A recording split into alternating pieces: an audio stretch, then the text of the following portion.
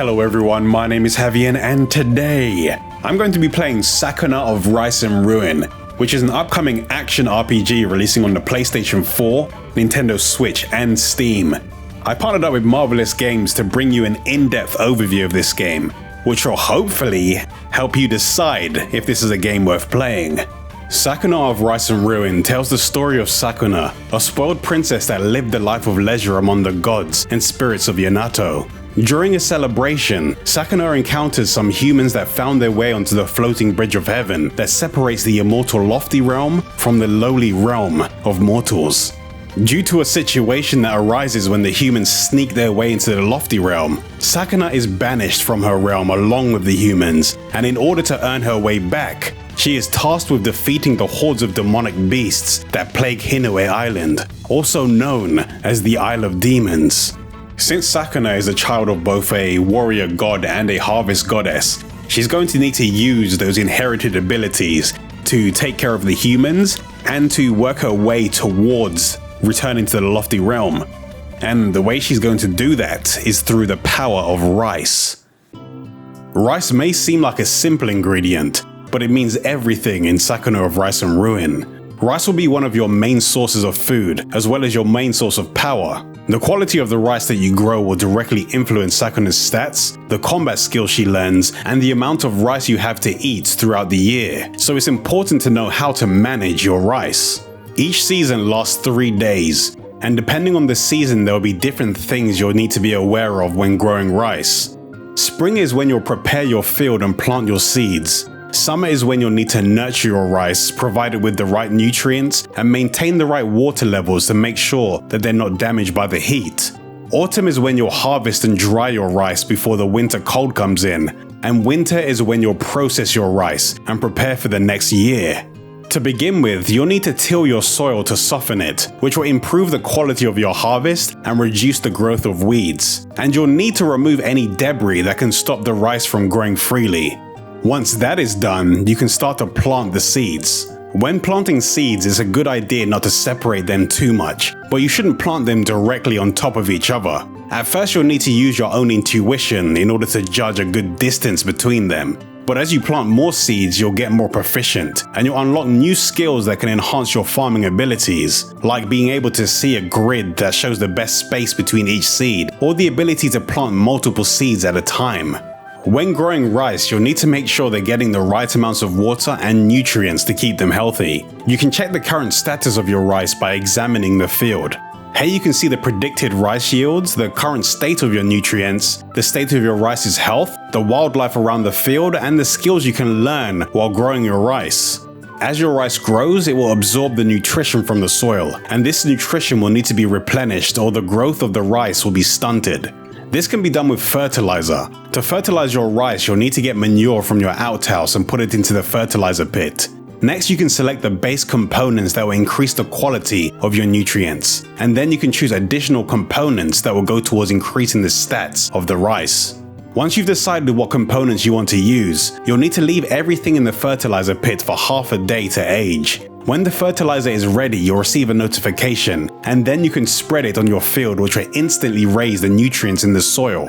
The amount of water in your field is just as important since your rice needs to stay hydrated, but the amount of water that you need will depend on how much the rice has grown and the weather.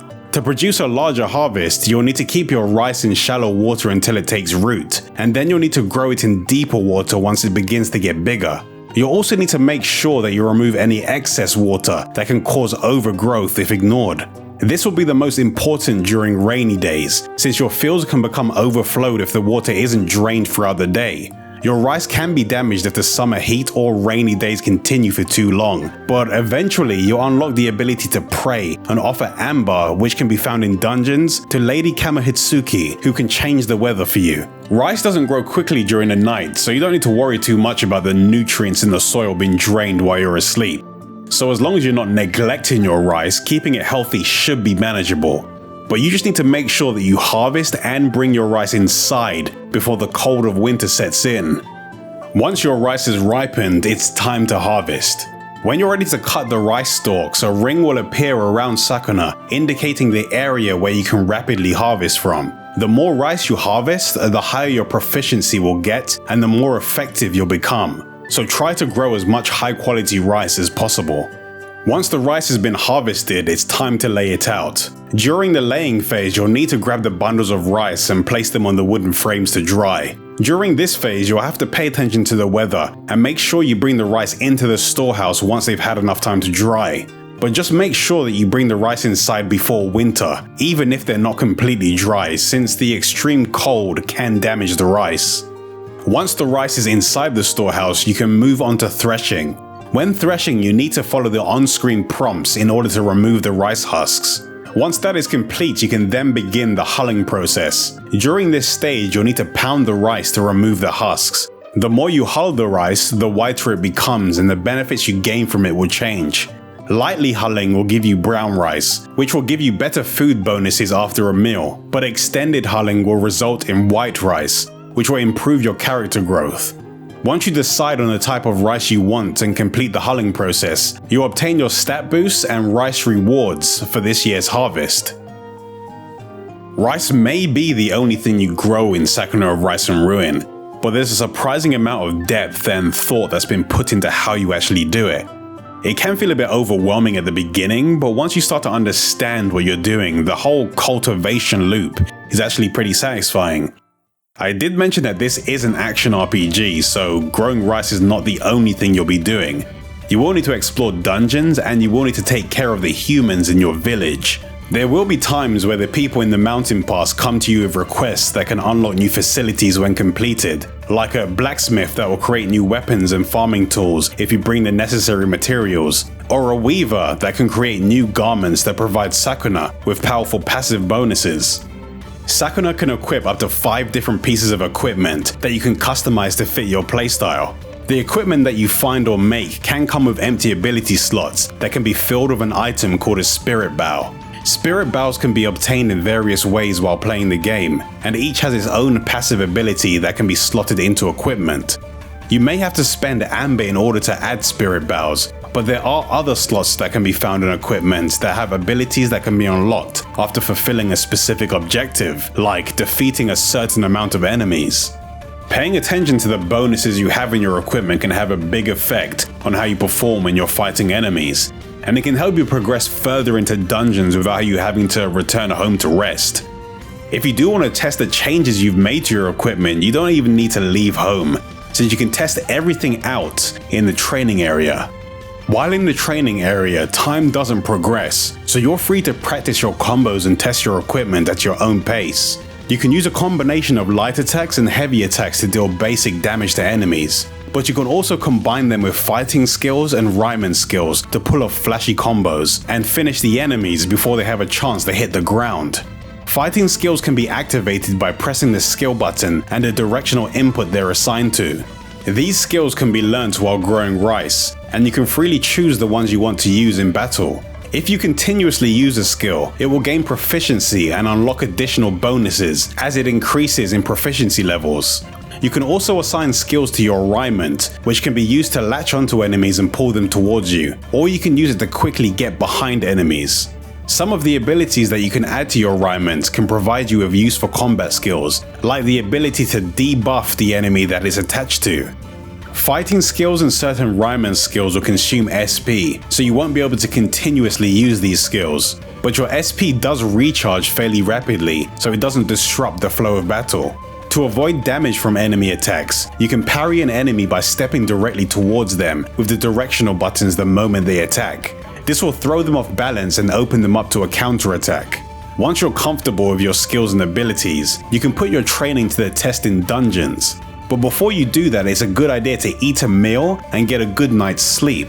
Eating food can provide you with useful stat boosts and buffs that can give you an advantage while in a dungeon. These buffs can provide you with bonuses like health regeneration, which will be useful when trying to survive for as long as possible. You can select what food you want to eat, or you can leave the game to decide what meal to make based on the ingredients that you have stored. Some of your ingredients can expire if they're not processed, so it's always a good idea to either process your food or eat fresh food first before it expires. Your food buffs aren't permanent though, since your fullness will slowly decrease after eating a meal, and once your fullness is empty, your buffs will expire until your next meal.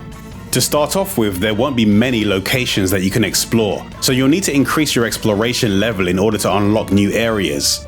When selecting a dungeon, you can see the items that can be found while inside, and you'll see a list of exploration objectives that you'll need to complete in order to increase your exploration level. As your exploration level increases, new areas with different materials, objectives and bosses will become available, and the dungeons will become more challenging and complex. When exploring dungeons, usually you'll need to make your way to the end while fighting through enemies and using your alignment to overcome obstacles and avoid traps. You can find treasure while exploring, mine for materials, or even find hidden secrets that can be easily missed. Some dungeons can be fairly long, but they'll have checkpoints within that will let you return to the same location if you have to leave and return home. And others will have bosses waiting for you at the end that you'll need to defeat before you can progress through the story and unlock additional areas.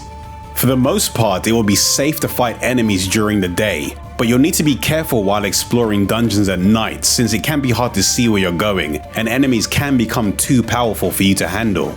But if you manage to defeat these enemies, you have a chance to obtain rare materials that can only be obtained at night. There is a story that will carry you through the game, and the way the characters interact with each other is pretty entertaining, but overall, the gameplay has been the thing that keeps me playing.